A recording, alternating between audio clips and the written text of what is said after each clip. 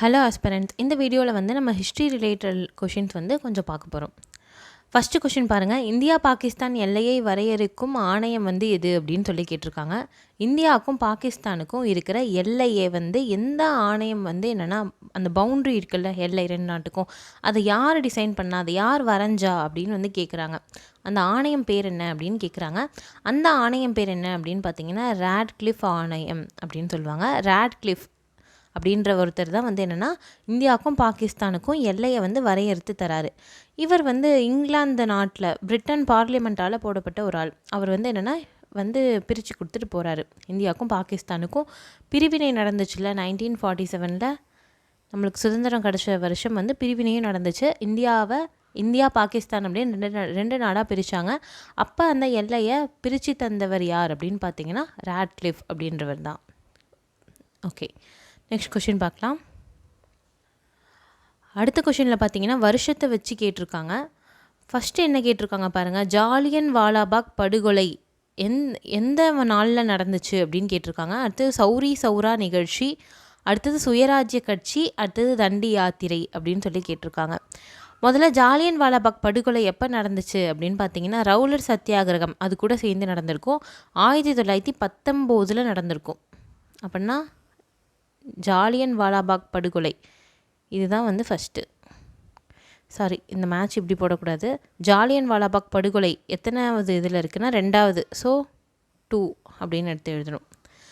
அடுத்தது பார்த்திங்கன்னா சௌரி சௌரா நிகழ்ச்சி இது எப்போ நடந்துச்சு அப்படின்னு பார்த்தீங்கன்னா ஒத்துழையாமை இயக்கம் நடந்துகிட்டு இருந்துச்சு. 1920 ஆரம்பித்து 2 வருஷமாக நடந்துகிட்ருக்கு.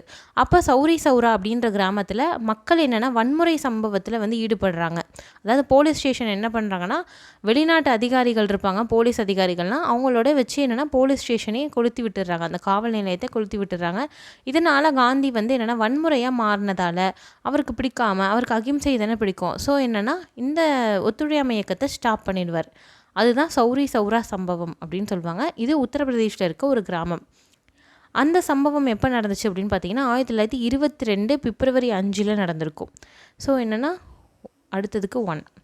சுயராஜ்ய கட்சி எப்போ இதை ஆரம்பிக்கிறாங்க அப்படின்னு பார்த்தீங்கன்னா சௌரி சௌரா சம்பவம்லாம் நடந்து முடிஞ்சதுக்கப்புறமா கொஞ்ச நாள் கழித்து காந்தியை அரெஸ்ட் பண்ணி வந்து என்னென்னா ஜெயிலில் போட்டுருவாங்க. அதுக்கப்புறமா காங்கிரஸ் கட்சிக்குள்ளே வந்து என்னென்னா ஒரு பிளவு வர மாதிரி இருக்கும். எல்லாரும் என்ன சொல்லுவாங்க அப்படின்னு பார்த்தீங்கன்னா சில பேர் வந்து என்னென்னா போராட்டத்தை தொடரலாம் அப்படின்னு சொல்லுவாங்க. இன்னும் சில பேர் என்னென்னா நம்ம வந்து என்னென்னா எலெக்ஷன் தான் வருது இல்லை, தேர்தலில் நம்மளும் பங்கு பெற்று என்ன பண்ணலான்னா சட்டமன்றத்துக்குள்ளே போய் அங்கே போய் போராட்டம் பண்ணலாம், அங்கே போய் என்னென்னா ஆங்கிலேயர்கள் வந்து எதையுமே செய்ய விடாமல் நம்ம தடுக்கலாம் அப்படின்னு வந்து சில பேர் சொல்கிறாங்க. இவங்களை வந்து என்னென்னா மாற்றம் விரும்புபவர்கள், மாற்றம் விரும்பாதவர்கள் அப்படின்னு சொல்லுவாங்க. மாற்றம் விரும்புபவர்கள் யார் அப்படின்னா நம்ம போய் தேர்தலில் கலந்துக்கலாம் அப்படின்னு சொல்கிறவங்களாம் மாற்றம் விரும்புபவர்கள். மாற்றம் விரும்பாதவர்கள் யார் அப்படின்னு பார்த்தீங்கன்னா போராட்டத்தை தொடரலாம் அப்படின்னு வந்து சொல்லுவாங்க. அவங்க மாற்றம் விரும்பாதவர்கள் அப்படின்னு சொல்லுவாங்க. சில பேர் வந்து இது மாதிரி வெளில வந்து தொடங்குறாங்கல்ல சுயராஜ்ய கட்சி, யாருன்னு பார்த்தீங்கன்னா சிஆர் தாஸ் இருப்பார், மோதிலால் நேரு, அப்புறம் தமிழ்நாட்டை பொறுத்த வரைக்கும் சத்தியமூர்த்தி இருப்பார். இவங்கெல்லாம் வந்து இருப்பாங்க. சரியா? சுயராஜ்ய கட்சி இது எப்போ ஆரம்பிக்கிறாங்க அப்படின்னு பார்த்தீங்கன்னா 1923 சௌரி சௌரா சம்பவம் நடந்து மறு வருஷம் வந்து ஆரம்பிப்பாங்க. அப்படின்னா அடுத்ததுக்கு வந்து 4th ஆப்ஷன் வரும். தண்டி யாத்திரை நம்ம எல்லாருக்கும் தெரியும். 1930 வருஷம் வந்து நடந்துச்சு. உப்பு சத்தியாகிரகம் 30 வருஷம் நடந்துச்சு. மார்ச் 12 தான் வந்து தண்டி யாத்திரை ஸ்டார்டிங். அப்படின்னா 3 அப்படின்றது தான் வந்து ஸ்டார்டிங். சரியா? ஓகே, அப்போ நம்மளுக்கு என்ன ஆன்சர்னா 2143 ஆப்ஷன் டி தான் ஆன்சர். ஓகே, நெக்ஸ்ட் கொஷின் பார்க்கலாம். அடுத்த கொஷின் என்ன கேட்டிருக்காங்க பாருங்கள். பண்டித ஈஸ்வர சந்திரருக்கு வித்யாசாகர் என்ற பட்டம் வந்து எந்த பணிக்காக வழங்கப்பட்டது அப்படின்னு சொல்லி கேட்டிருக்காங்க. ஈஸ்வர சந்திர வித்யாசாகர் அப்படின்னு நம்ம படிச்சிருப்போம். அவரோட பேர் ஆக்சுவலி ஈஸ்வர சந்திரர் தான். வித்யாசாகர் அப்படின்னு அவருக்கு பட்டம் கொடுத்துருக்காங்க.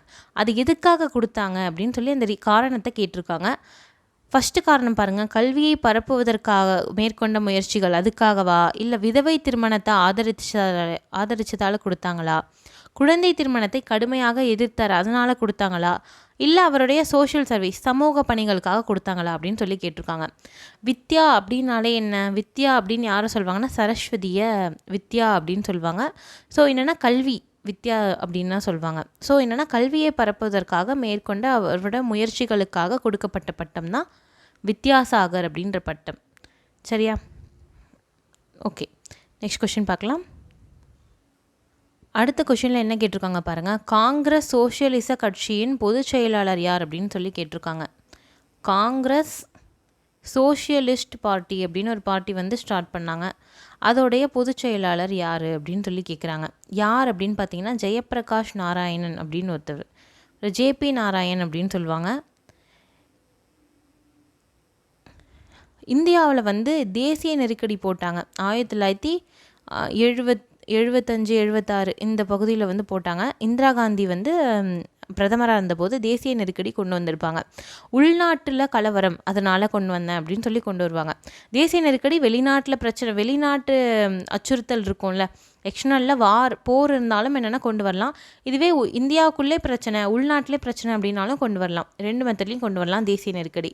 அதனால் உள்நாட்டு பிரச்சனை அப்படின்னு சொல்லிட்டு இந்திரா காந்தி அம்மையார் வந்து கொண்டு வந்திருப்பாங்க. அப்போ வந்து ஜேபி நாராயண் அப்படின்றவர் தான் வந்து என்னென்னா அரசாங்கத்துக்கு எதிராக வந்து என்னென்னா குரல் கொடுத்தவர் அவர் தான், ஜேபி நாராயண் அப்படின்றவர் தான். நிறைய லீடர்ஸை அரெஸ்ட் பண்ணி அப்போ ஜெயிலில் போட்டிருப்பாங்க. அதில் வந்து இவரையும் வந்து அரெஸ்ட் பண்ணி போட்டிருப்பாங்க, ஜேபி நாராயண் அப்படின்றவரையும். சரியா? அதனால் எமர்ஜென்சி அந்த இதுலேயும் அவர் சம்மந்தப்பட்டிருக்காரு. இது இல்லாமல் காங்கிரஸ் சோஷியலிஸ்ட் பார்ட்டி, காங்கிரஸ் சோஷலிச கட்சி இதோடைய பொதுச் செயலாளரும் இருந்திருக்காரு. ஓகே, நெக்ஸ்ட் கொஷின் பார்க்கலாம். அடுத்த கொஷின் ஒரு முக்கியமான கொஷின். எந்த 2 ஆண்டுகள் தொடர்ந்து சுபாஷ் சந்திர போஸ் வந்து இந்திய தேசிய காங்கிரஸோட தலைவராக இருந்திருக்கார் அப்படின்னு சொல்கிறாங்க. ஐஎன்சியோட தலைவராக தொடர்ந்து எந்த 2 வருஷம் வந்து சுபாஷ் சந்திர போஸ் இருந்திருக்கார் அப்படின்னு சொல்லி கேட்குறாங்க. எப்போ இருந்திருக்கார் அப்படின்னு பார்த்தீங்கன்னா 1938 ஹரிப்பூர் அப்படின்னு ஒரு ஊரில் ஒரு செஷன் நடக்குது, ஹரிப்பூர். அடுத்தது 1939 திரிபுரி அப்படின்னு ஒரு இடத்துல வந்து நடக்குது. 2 இடத்துல நடக்குது, ஹரிப்பூர் செஷன், அடுத்தது திரிபுரி. 2 இடத்துல வந்து என்னென்னா காங்கிரஸ் மாநாடு நடக்குது. 2த்துக்குமே வந்து சுபாஷ் சந்திர போஸ் தான் தலைவராக இருப்பார். 38-39 2 வருஷமே சுபாஷ் சந்திர போஸ் தலைவராக இருக்கார். ஆனால் இங்கே என்ன நடக்குது அப்படின்னு பார்த்தீங்கன்னா, அந்த 1938 சுபாஷ் சந்திர போஸ் ஜெயிச்சிட்டார், அதில் எந்த ப்ராப்ளமும் இல்லை. 39 வந்து சுபாஷ் சந்திர போஸ் திரும்ப ஜெயிச்சிருவார். ஆனால் அவருக்கு எதிராக நின்ன கேண்டிடேட் யாருன்னு பார்த்தீங்கன்னா, அவருக்கு எதிராக ஒரு இன்னொருத்தர் நிற்கிறாரு. அவர் பேர் பட்டாபி சீதாராமையா.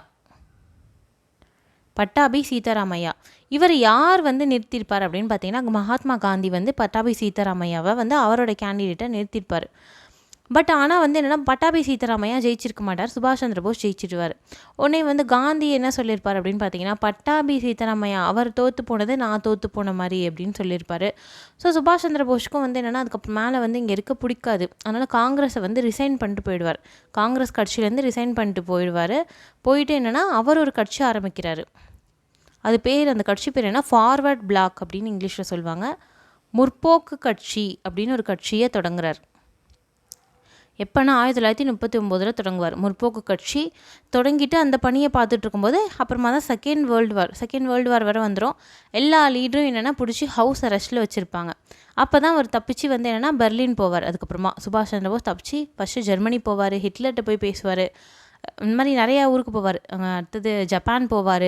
அதுக்கப்புறமா ஜப்பான் போய் பேசிவிட்டு அப்புறமா ஜப்பானில் வந்து அவங்க சொல்லுவாங்க, இது மாதிரி ஒரு இராணுவம் வந்து ரெடி ஆகிட்டுருக்கு சிங்கப்பூரில் அப்படின்னு சொன்னோடனே அங்கே வந்து சார்ஜ் எடுத்துப்பார். அதுதான் இந்திய தேசிய இராணுவம். ஓகேவா? இது மாதிரி தான் நடந்துச்சு. அடுத்த கொஷின் பார்ப்போம். அடுத்த கொஷினில் என்ன கேட்டிருக்காங்க பாருங்கள். பாரத மாதா சங்கம் இதை நிறுவியவர் யார் அப்படின்னு சொல்லி கேட்டிருக்காங்க. பாரத மாதா சங்கம், பாரத் மாதா சொசைட்டி அப்படின்னு வந்து ஒரு சங்கத்தை, இது வந்து ஒரு சீக்ரெட் சொசைட்டி. இங்கே என்ன பண்ணுவாங்க அப்படின்னு பார்த்தீங்கன்னா, சுதந்திரத்துக்கு வன்முறையில் வந்து போராட்டம் எப்படி பண்ணுறது அப்படின்னு சொல்லி தருவாங்க. இதுக்கு வந்து தலைவராக யார் இருந்தா அப்படின்னு பார்த்தீங்கன்னா, நீலகண்ட பிரம்மச்சாரி அப்படின்றவர் தான் இருந்தார், தமிழர். இவர் என்ன பண்ணார் அப்படின்னு பார்த்தீங்கன்னா, இங்கே என்ன நடக்கும் பாரத மாதா சங்கத்தில் அப்படின்னு பார்த்தீங்கன்னா, வன்முறையை வந்து சொல்லி தருவாங்க. எப்படி துப்பாக்கி சுடுறது, குண்டு எப்படி தயாரிக்கிறது, அதை எப்படி வந்து பயன்படுத்துறது அப்படின்லாம் வந்து சொல்லி தருவாங்க. சரியா? நீலகண்ட பிரம்மச்சாரி அப்படின்றவர். இவங்கெல்லாம் வந்து என்னென்னா ரஷ்ய புரட்சியை பார்த்து அதில் இன்ஸ்பயர் ஆகி என்னென்னா இங்கேயும் வந்து அது மாதிரி வந்து ட்ரை பண்ணலாம் அப்படின்னு சொன்னாங்க. ரஷ்ய புரட்சியில் வந்து வன்முறை நிறையா கையாண்டிருப்பாங்க. குண்டு வந்து தயாரிக்கிறது இந்த மாதிரிலாம் விஷயம் பண்ணியிருப்பாங்க. அதையும் பார்த்து இவங்க வந்து என்னென்னா ஃபாலோ பண்ணி நம்மளும் இது மாதிரி பண்ணலாம் அப்படின்னு சொல்லிட்டு ட்ரை பண்ணாங்க. நீலகண்ட பிரம்மச்சாரி அப்படின்றவர். சரியா, அடுத்த கொஷின் பார்க்கலாம். அடுத்த கொஷின் வந்து ரொம்ப ஒரு முக்கியமான கொஷின். ஒத்துழையாமை இயக்கம் பற்றிய திட்டம் எந்த இடத்தில் நடைபெற்ற காங்கிரஸ் மாநாட்டில் ஏற்றுக்கிட்டாங்க அப்படின்னு சொல்கிறாங்க. ஒத்துழையாமை இயக்கம் நம்மளுக்கு தெரியும் 1920 வந்து நடந்திருக்கும். இது தெரியும் நம்மளுக்கு. ஒத்துழையாமை இயக்கத்தில் வந்து முஸ்லீம்ஸ் ஹிந்துஸ் 2 பேருமே பார்ட்டிசிபேட் பண்ணியிருப்பாங்க ஈக்குவலாக. சரி, ஒத்துழையாமை இயக்கம், இந்த இயக்கம் நடத்தணும் அப்படின்னு சொல்லிட்டு எங்கே வந்து தீர்மானம் வந்து நிறைவேற்றுறாங்க அப்படின்னு வந்து சொல்கிறாங்க. எங்கே நிறைவேற்றிருப்பாங்க அப்படின்னு பார்த்தீங்கன்னா நாக்பூரில் தான் வந்து என்னென்னா 1920 மாநாடு நடக்கும். அங்கே தான் வந்து நிறைவேற்றுறாங்க. ஒத்துழையாமை இயக்கத்தை வந்து நம்ம ஆரம்பிக்கணும் அப்படின்னு சொல்லிட்டு ஆரம்பிக்கிறாங்க. சரியா, இதுக்கு வந்து இந்த காங்கிரஸ் மாநாட்டுக்கு தலைவராக இருந்தவர் பார்த்திங்கன்னா ஒரு தமிழ்நாட்டை சேர்ந்தவர். அதனால் நம்ம அதையும் படிச்சுக்கிறது அவசியம். அவர் பேர் விஜயராகவாச்சாரியார் அப்படின்னு சொல்லுவாங்க. இவர் வந்து தமிழ்நாட்டோட தீவிரவாத தந்தை அப்படின்னு சொல்லுவாங்க. தமிழ்நாட்டு தீவிரவாத தந்தை அப்படின்னு சொல்லுவாங்க.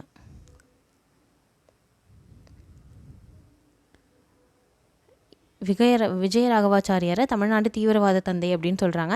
இவர் தான் 1920 காங்கிரஸ் மாநாட்டுக்கு வந்து தலைவராக இருந்திருக்காரு. எங்கே நடந்திருக்கு அப்படின்னு பார்த்தீங்கன்னா நாக்பூர் அப்படின்றது வந்து மகாராஷ்டிராவில் இருக்க ஒரு இடம். அது வந்து ஆரஞ்சு சிட்டி அப்படின்னு சொல்லுவாங்க. நாக்பூரை ஆரஞ்சு வந்து நிறையா பழுக்கும், நிறையா வந்து என்னென்னா விளையும். அதனால் என்னென்னா நாக்பூரை ஆரஞ்ச் சிட்டி அப்படின்னு சொல்லுவாங்க. இந்த ஃபேமஸான சிட்டியில் வந்து நடந்திருக்கு 1920 மாநாடு நடந்திருக்கு. சரிங்களா, ஓகே. இந்த வீடியோவில் வந்து நம்ம நிறைய இம்பார்ட்டண்ட்டான கொஷின்ஸ் பார்த்தோம். உங்களுக்கு யூஸ்ஃபுல்லாக இருந்திருக்கும்னு நினைக்கிறேன். நெக்ஸ்ட் வீடியோவில் இதே மாதிரி சில முக்கியமான கொஷின்ஸோடு நம்ம பார்க்கலாம். தேங்க்யூ.